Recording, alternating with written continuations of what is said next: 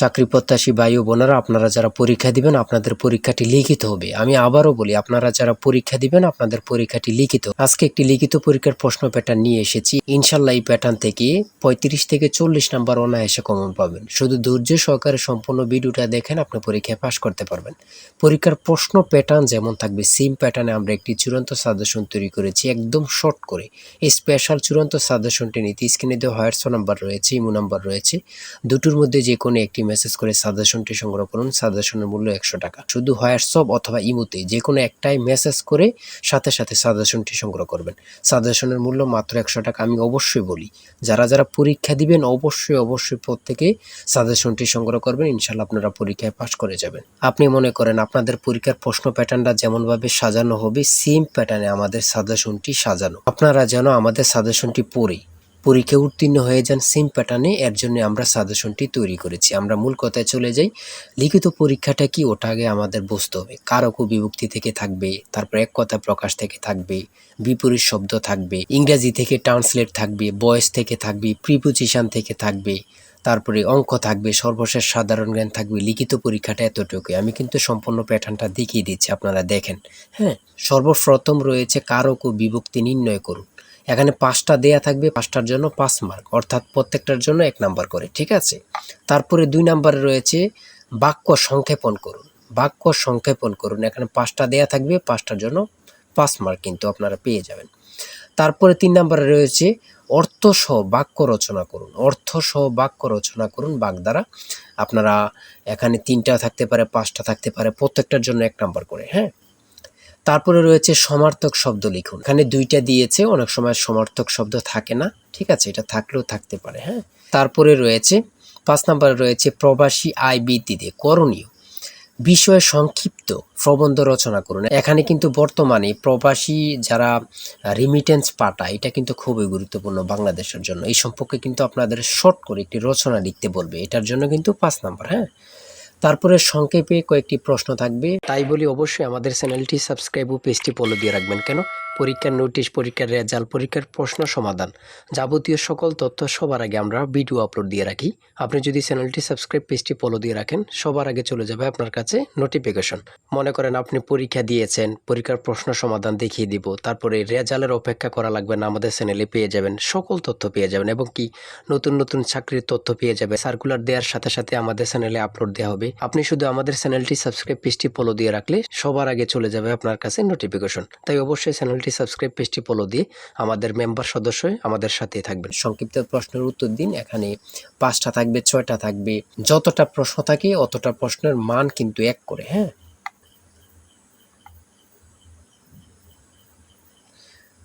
তারপরে 7 নম্বরে কি দেওয়া হয়েছে আমরা দেখি। এদিক দিয়ে আছে সংক্ষিপ্ত প্রশ্ন, এনবি এর পূর্ণরূপ কি, এগুলো দিয়েছে। হ্যাঁ, তারপরে 7 নম্বরে দিয়েছে প্রিপোজিশন। 7 নম্বরে দিয়েছে প্রিপোজিশন, 5টা থাকবে, 5টার জন্য 5 মার্ক। হ্যাঁ, তারপর 8 নম্বরে রয়েছে write the meaning of following fires. হ্যাঁ, এখানে 5টা থাকবে, 5টার জন্য 5 নাম্বার। অর্থাৎ আমি বলি যতটি প্রশ্ন থাকবে ঠিক অত নাম্বার থাকবে। হ্যাঁ, একটা থাকলে 1 নাম্বার, 2টা থাকলে 2 নাম্বার, এমনভাবে কিন্তু লিখিত পরীক্ষা অনুষ্ঠিত হয়ে থাকে। তারপরে এখানে 9 নম্বরে দিয়েছে ক্লাইমেট চেঞ্জ, একটা প্যারাগ্রাফ শর্ট করে। হ্যাঁ, আপনারা 5 নম্বরে একটা প্যারাগ্রাফ থাকবে, এখানে ট্রি প্ল্যান্টেশনও থাকতে পারে, অন্য প্যারাগ্রাফও থাকতে পারে, লোডশেডিংও থাকতে পারে, অন্য প্যারাগ্রাফ থাকতে পারে। আমাদের সাজেশনে কিন্তু এই প্যারাগ্রাফগুলো সমাধান দেয়া আছে। হ্যাঁ, সমাধান সহ দেয়া আছে। আমার এখানে যেভাবে দেয়া আছে সেমভাবে কিন্তু আমাদের সাজেশনে দেয়া আছে। তারপরে আমরা ইংরেজি অংশ শেষ করেছি, গণিত অংশ দেখি। 500 মিটার লম্বা একটি ট্রেন 30 কিলোমিটার ঘন্টা গতিতে চলছে। 250 মিটার লম্বা একটি স্টেশন অতিক্রম করতে ট্রেনটির কত সময় লাগবে? এখানে যেমনভাবে প্রত্যেকটি অঙ্ক ইংরেজি, বাংলা সকল কিছুর ব্যাখ্যা দেওয়া আছে, সেমভাবে কিন্তু আমাদের সাজেশনে ব্যাখ্যা দেওয়া আছে। হ্যাঁ, এগুলো আপনারা দেখে নেন, সমাধানটা দেওয়া আছে। তারপরে মান নির্ণয় থেকে একটা অঙ্ক দিয়েছে। প্রত্যেকটা অঙ্কের জন্য কিন্তু 5 নাম্বার করে। প্রত্যেকটা অঙ্কের জন্য কিন্তু 5 নাম্বার করে। একটি দ্রব্য 378 টাকায় বিক্রয় করলে যত ক্ষতি হয়, 450 টাকায় বিক্রয় করলে তার 3 গুণ লাভ হয়। দ্রব্যটির ক্রয় মূল্য কত? অঙ্কটা সমাধান দেওয়া আছে, আপনারা দেখে নিন। তারপরে রয়েছে 13 নম্বর, একটি শ্রেণীতে যতজন ছাত্র আছে প্রত্যেকটি তত টাকা করে দিলে মোট ৬,৫৬১ টাকা হয়। ছাত্র সংখ্যা কত? হ্যাঁ, এখানে সমাধানটা দেয়া আছে, আপনারা দেখে নিন। সর্বশেষ সংক্ষিপ্ত প্রশ্ন উত্তর। এখানে পূর্ণরূপ থেকে প্রশ্ন থাকবে, একটা বলেন দুইটা বলেন, প্রশ্ন থাকবে পূর্ণরূপ থেকে। হ্যাঁ, এখানে যেমন দিয়েছি এটিএম এর পূর্ণরূপ কি, তারপরে রয়েছে জাতিসংঘের নামকরণ করেন কি, অথবা জাতিসংঘ সনদ কবে কার্যকর হয়।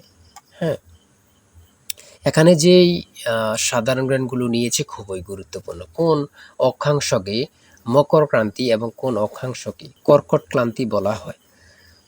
তারপরে রয়েছে 2025-2026 অর্থ বছরের প্রস্তাবিত বাজেট কত। বর্তমানে বাংলাদেশের মানুষের মাথাপিছু আয় কত। খুবই গুরুত্বপূর্ণ একটি প্রশ্ন। আয়তন বাংলাদেশের সবচেয়ে বড় জেলা এবং সবচেয়ে ছোট জেলার নাম লিখুন। খুবই গুরুত্বপূর্ণ। বর্তমানে যে প্রশ্নগুলো আসে সেগুলো নিয়ে কিন্তু আমাদের সাজেশনটি রচিত। তারপরে রয়েছে জাতীয় স্মৃতিসৌধ ও কেন্দ্রীয় শহীদ মিনারের স্থপতি কে। এটা কিন্তু অনেক চাকরির পরীক্ষা আসে। হ্যাঁ, তারপরে রয়েছে পদ্মা নদী বাংলাদেশে কোন জেলা দিয়ে প্রবেশ করেছে। বাংলাদেশ ও মায়ানমারকে বিভক্তকারী নদীর নাম কি? নাফ নদী। এটা কত পরীক্ষা যে আসছে আল্লাহ ছাড়া কেউ জানে না। বিভক্তকারী নদীর নাম হচ্ছে নাফ নদী। হ্যাঁ, আইসিসি এবং ফিফা এর সদর দপ্তর কোথায়? খুবই গুরুত্বপূর্ণ। 2024 সালে শান্তিতে নোবেল পুরস্কার পেয়েছেন কে? তিনি কোন দেশের নাগরিক?